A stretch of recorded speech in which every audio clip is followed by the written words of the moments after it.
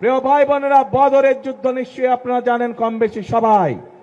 সেই বদরের যুদ্ধে হযরত আয়েশা তার নেতৃত্বে পরিচালিত হয়েছিল। তার নেতৃত্বে যুদ্ধের সকল সরঞ্জামাদি সরবরাহ করা হয়েছিল। তার নেতৃত্বে যুদ্ধে যারা আহত হয়েছিল সেই মানুষগুলোকে নার্সিং দেওয়া হয়েছিল, ট্রিটমেন্ট দেওয়া হয়েছিল। আসসালামু আলাইকুম ওয়া রাহমাতুল্লাহি ওয়া বারাকাতুহু।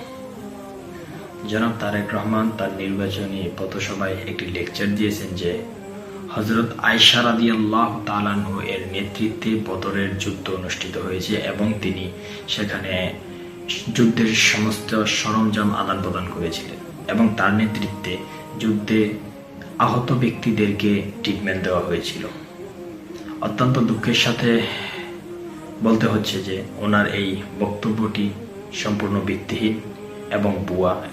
ঐতিহাসিক তথ্য অনুযায়ী বদর যুদ্ধ অনুষ্ঠিত হয় ২য় হিজরিতে। হযরত আয়েশা রাদিয়াল্লাহু তাআলা আনহা এর বয়স ছিল ৯ থেকে ১০ বছর। পৃথিবীর সবচেয়ে প্রসিদ্ধ দুটি সিরাত গ্রন্থকার আর রাহিকুল মাখতুম এবং সিরাত ইবনে হিশাম এর বদর যুদ্ধের বর্ণনায় দেখা যায় রাসূল করিম সাল্লাল্লাহু আলাইহি ওয়াসাল্লাম ৩১৩ জন পুরুষ সাহাবীকে নিয়ে অভিযানে গিয়েছিলেন এবং সেখানে কোনো নারী সাহাবী বা নার্সিং টিমের উল্লেখ নেই। সেগুলো মূলত উহুদ যুদ্ধের ৩য় হিজরির ঘটনা, যা সহিহ বুখারীতে স্পষ্ট।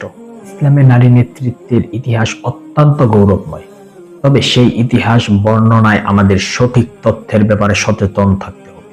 হযরত আয়েশা রাদিয়াল্লাহু তাআলা আনহা বদরের যুদ্ধে উপস্থিত ছিলেন না।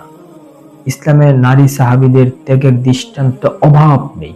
যেমন উহুদের যুদ্ধে রাসূল আকরাম সাল্লাল্লাহু আলাইহি ওয়াসাল্লামকে রক্ষাকারী বীর সেনানী উম্মে আম্মার, হিজরতের দুর্গম পথের লজিস্টিক যোগানদাতা আসমা বিনতে আবু বকর, ইসলামের প্রথম শহীদ হযরত সুমাইয়া রাদিয়াল্লাহু তাআলা আনহা এবং জ্ঞান ও প্রজ্ঞার ভান্ডার উম্মে সালামা রাদিয়াল্লাহু তাআলা আনহা। আসুন ভুল রেফারেন্স পরিবর্তন করে আমরা সহিহ সিরাত গ্রন্থের আলোকে নারীদের এই অসামান্য ত্যাগ ও সাহসিকতা তুলে ধরি। সঠিক সিরাত জানাই হোক আমাদের মূল লক্ষ্য। আল্লাহ হাফেজ।